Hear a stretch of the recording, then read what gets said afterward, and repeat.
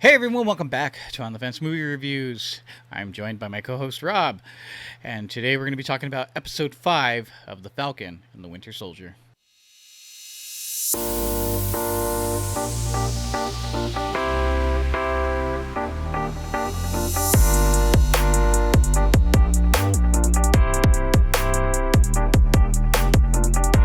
So before we get started, I want to say we're going to be talking about spoilers, so if you don't want any of episode 5 spoiled for you, stop right now, go and watch episode 5, come back and watch our review. You've been warned. So, let's get into it. Episode 5 picks up after where episode 4 left off, which is the fallout of John Walker, new Captain America, who basically beats to death one of the flag smashers with that American symbol. That symbol is supposed to be a symbol of hope, peace, and all of these other good things. And he does it right in the middle of a town square where everybody's watching with their cell phones out. And so now we have the fallout, which is with what are the ramifications? What's going to happen now with John Walker and Bucky and Falcon? Bucky and Sam know that basically they need to get that shield back. And so at the start of this episode, we are treated with a really great fight scene. It's pretty awesome. And they get right into it, and they're successful in getting that shield back. But again, they lose any track or trace of the Flag Smashers, and now they're going to kind of back to square one. And so they're dealing with the fallout, and the story kind of, we get some really good character moments, but I want to let Rob take it here. What were your thoughts on this episode? What did you think about it? Let's just get right into it. Well, so far, I mean, the stuff you touched on, I'm not gonna be negative about this because I kind of talked about it and I talked with myself about it, and so one thing that kind of I'm gonna say is a negative for me, is, and again, this could be story building. I don't know. I'll have to wait till the series is over, but the way, I feel like Bucky, the Winter Soldier, is not himself. And again, we know he's dealing with some, mental issues, and the whole ramification of just his past and all the evil things that he's done.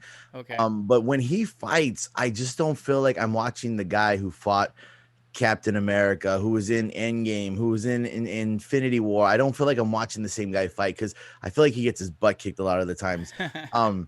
And this guy's an assassin. Like, he's been trained over. Yeah. He's been alive for years, and he's been training for years. And when he has this fight with John Walker, yes, John Walker is a trained military person. He's a soldier, but at the same time, Bucky, I would say, probably had the same training, if not more. So I feel like Bucky alone should have been able to. He's about 106, so he's got he's got some experience, some years of experience. Yeah, he's got experience, but that's one thing that again, it could just be his. We know that Bucky's dealing with a lot, so it could be just him in his own head, and he's not right, and so and that's part of why he's not being able to just be the all-out warrior that we know Bucky is. But the fight between the fake Captain America, Walker, and Falcon and Winter Soldier, I thought was a great fight. You're gonna get, I feel like, a lot of callbacks to kind of the fight with Captain America, Steve Rogers, and the Winter Soldier when they fought Iron Man. Just very similar things, but their own twist on it, and I thought it was really cool. You see that John Walker is not a stable man. This is not a stable Captain America. He's going to kill Sam. Bucky kind of steps in there and prevents that from happening. But overall, I thought this fight scene was really good. A great way to kind of start off the show. I honestly thought they were going to go maybe towards the middle of the show or this episode to kind of show this fight scene and them getting the shield back. But I do like that's kind of how we start off the show. It's a very high, but then you talk about, we get some good story building where they're just, Sam kind of says, we really have nothing to do. So he goes back home to try and help his sister with the boat and just family, just family stuff, everyday family stuff. And Bucky goes with them. And, we see just these cool kind of moments with, and they even joke about it in when they're there together at I forgot whose house they were at, but they're kind of joking there about like, oh, we're not friends, we're like, we have a mutual friend, but you could see the playful banter back and forth. It's not, they don't have animosity towards each other. So I like that. I like the how the story just kind of mellows out a little bit, and we get their kind of their personalities and them getting to know each other on a more personal level, and actually becoming friends. Yeah, no, and I you know what's funny is watching this episode, it actually was one of my favorite episodes. Yes. And the reason being was because again it focuses more on those character moments. Right. And also, the subject matter that it deals with, the Oh stuff yeah, that actually adds, we'll get into that. It adds more weight to the story. It adds more, because honestly, the weakest part of this whole series really has been the whole flag smasher stuff. Right. That stuff I don't really care about as much, but excuse me. But the stuff that I really gravitated towards was the stuff with the character Isaiah Bradley, the black or the African American super soldier, and it's like that social commentary about the way the country deals with its African American community, and more specifically, its African American soldiers that go and fight for the Stars and the Stripes and fight and put their lives on the line, only to come back to deal with racism and prejudice and the stuff that they have to deal with. It's a very difficult conversation, but it's something that they work in really well and very smart, because you can see the conflict within. Oh man, what is with my throat today? With getting a little emotional. I understand. Yeah, I know.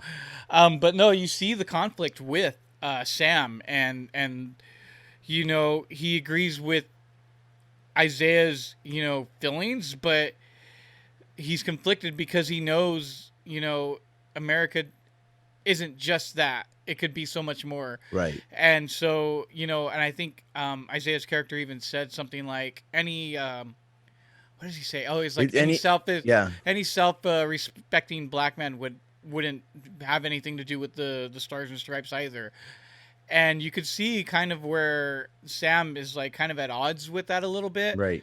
Like, he's angry that Isaiah was treated the way that he was, but he knows that if he puts those Stars and Stripes on or something, it could be something so much more. Because you even see there's a scene where he has the shield, and it's kind of at his sister's house, and it's a scene where Bucky spends the night, and he wakes up and he sees the two nephews kind of playing with the shield, right. and they're looking at it the way they're, and it's almost kind of as if to say that, what, at that age, it's still a positive symbol. And someone like Sam can kind of change the public eye about what it means for the world, but then also the African American community. So I really enjoyed that part. I felt that there was a lot of weight to that, and I that to me is like, I was so interested and invested in that part of the story versus like the flag smasher stuff. So that part wasn't like I didn't care about as much, but this is what really kind of stuck with me, and what I really enjoyed about this episode. Well, I'm gonna have to agree with you. This particular, when Sam goes to visit Isaiah, it's a heavy scene, and I think both of them do a great job, because not only are they acting, but this is this is also real life. Like, this is stuff that has happened, that is going on, and they touch on it, and I think they do a great job. And one thing that I noticed, and you've also touched on it. It's just, we see that for Isaiah, the idea, because of the way he was treated by the U.S. government, the idea of Captain America isn't a positive one. It's not something where he looks up to Captain America and is like, like the Stars and Stripes, and like how you said, he said, no self-respecting black man would want to represent that. I think he's actually even referring to holding the shield, like taking up the mantle of the shield. and you understand that. And in that point, watching this in this episode, I was like, I understand why he would not want to. And you could see the conflict in Sam's face. And for a moment you think like, yeah, like I shouldn't be holding up the shield. But yes, then you also get, because there is conflict with Sam, you also see him kind of processing like, well, I can, like, Sam is looking at it like he knows Steve Rogers, and Steve Rogers Yeah. is someone that he held up high and who he felt was someone who represented the Shield really well. And so Sam is looking at it, well, this is how, this is how Isaiah sees this, but this is how I see this. And this is a chance for him. At least this is just the way I took it. I'm not 100% sure. This is just how I took the whole episode, or this whole scene is Sam kind of is just like, well, I can take this mantle and represent a different, show a different side, give our people representation with this shield in my hand. Yeah. And you kind of see it like, Sam doesn't really, the shield, he's not holding on to the shield and like, oh, I need to be the next Captain America, or I need to step up. He kind of just puts the shield aside. And Bucky, the whole time, Bucky's telling him like, you're the guy. Steve gave you the shield for a reason. You're the guy. And Sam is pushing it. I mean, this whole season, Sam is pushing it away. And so finally this episode, with this conversation he has with Isaiah, you see you understand and you see the negative side about the shield, and then you understand the positive side about the shield. And Sam, I feel like they do a great job of showing his conflict between why he doesn't want to do it and why he wants to do it. And just this overall scene, it is probably the most again, we get one more episode, but up until this point, it's probably been the most powerful scene, one of the greatest acted scenes in this season. So and I'm not trying to get emotional or anything, but it hits you. Yeah, it and does. It's like, I will never understand that. I want to understand so I can relate more, but I will never understand that. And they do a great job of expressing that to the audience. Yeah, no, and yeah, I you know what, I can't think of the actor's name off the top of my head, the one who plays Isaiah, but he does a phenomenal job of delivering that emotion, because you really feel it from him in that scene. But yeah, to go back to even John Walker, I really like, there's almost like a contrast, right? Yeah, right. Where we're talking about characters that have conflict, right, within themselves. At the very beginning of this whole series, you hear the voiceover from the end of Endgame where Cap hands the shield to Sam and says, how does it feel? And he goes like, it belongs to somebody else. And you touched on it where, Sam is really wrestling with that. Like, right. Hey, I'm not Captain America. I don't know. That's not my place. I'm cool with just being the sidekick, and like what you're saying, Bucky is telling him like, no, you're the guy. And I you really see that conflict throughout this series, which has been one of the most powerful parts of the series. Right. Yeah. And then on the flip side of that, you have the contrast with John Walker, who's this guy who's been kind of like, a really well-rounded soldier himself and well decorated and always I think his partner Lamar tells him, like, he's like, you always consistently made the right decision in the heat of battle. Right. And so here's a guy who's like, I just want to do right by the name of Captain America, and I want to serve my country and those sorts of things. And so when it comes to the super soldier serum, it's like, should I take it, should I not? And eventually he takes it because he feels like that'll give him an edge against the enemy. Right. But now you're starting to see what it's doing to him. And then after the fallout of the court hearing, where he's basically kind of discharged from the military and all of that stuff, and you hear the anger in his voice, like, I did everything you guys asked of me. Right. Yeah. I did all that you wanted me to do, and now you guys are kicking me off to the side. So you see that conflict within that character as well. So it's all kind of coming to a head, which I think we'll see in we gotta see next episode.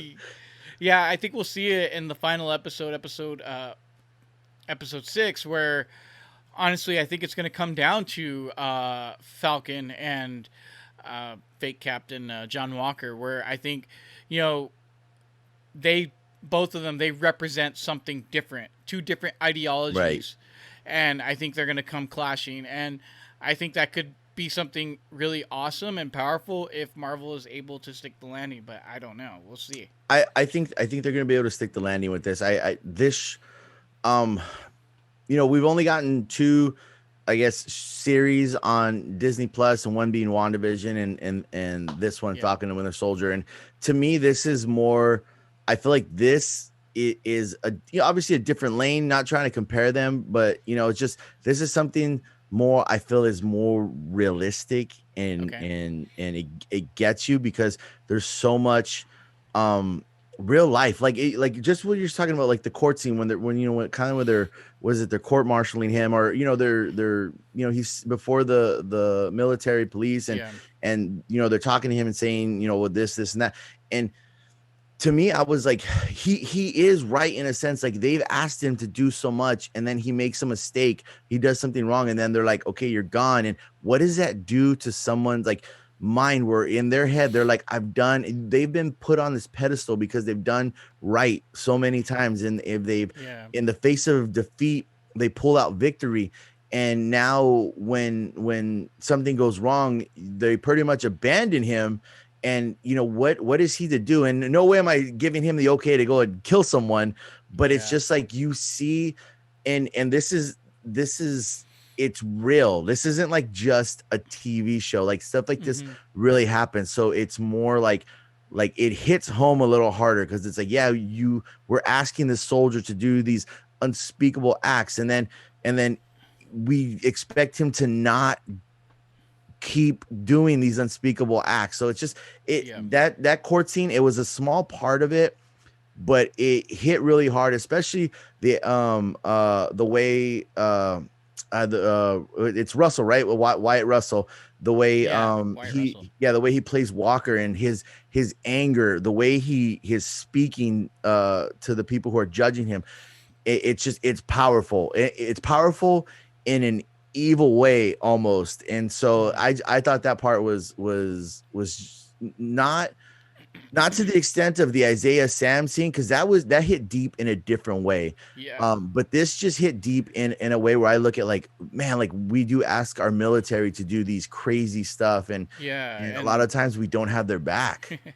Yeah, and I think that's really what the show is trying to get to. The crux of it, right, Yeah. is the idea of America. What does it mean, to infiltrate and to invade and to attack and to all of these things?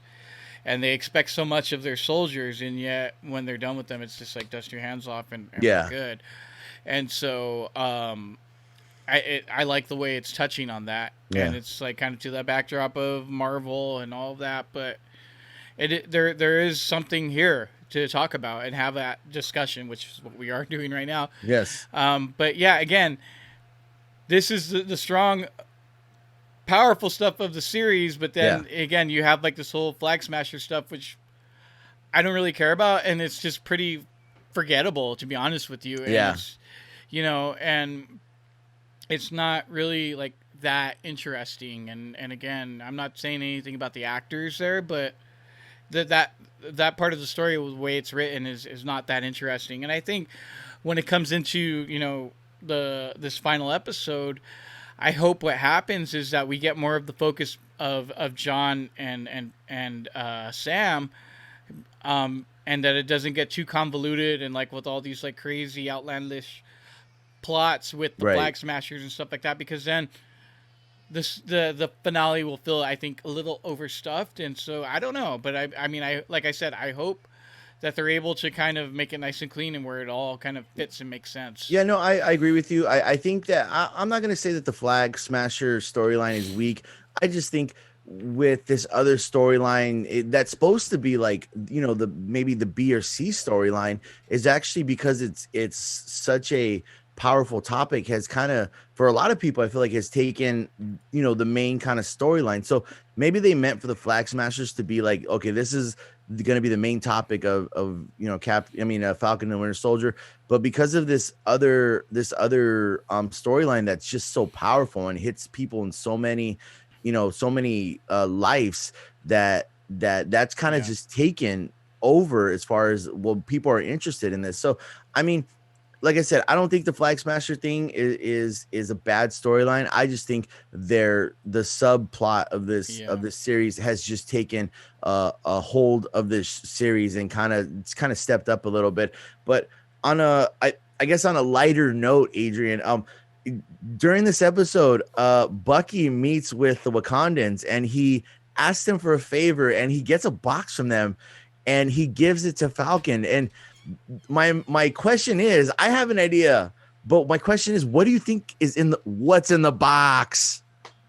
Yeah.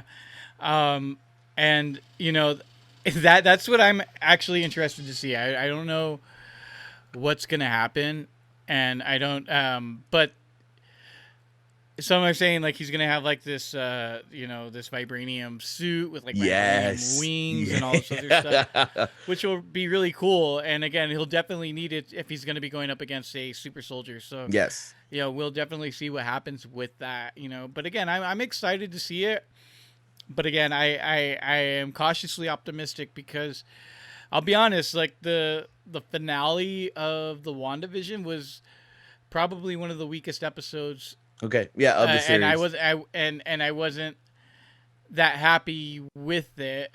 So I really hope that they stick the landing with this one, and we'll see. Again, there's a lot of social commentary within this series, and some of it hits home, and it's something to chew on and talk about and think about. But, we'll see what happens with it because I am, really excited. And the series has grown on me because like I said, the first 2 episodes, it wasn't really all that exciting or worthwhile for me, but as it progressed, it's gotten really, really good. So I'm excited to see episode 6. Rob, any other thoughts? No, just I've always been on board. I really, the Winter Soldier is probably one of my favorite characters. And then I don't know if you got to see it, but I think it was at the end of the credits. There's an end credit scene. I saw that. Yeah, so that was pretty cool. And John Walker is over here making his own shield. I don't know what kind of material he's making out of them. Yeah, is he like in a work? He's just in a workshop, just making his own shield.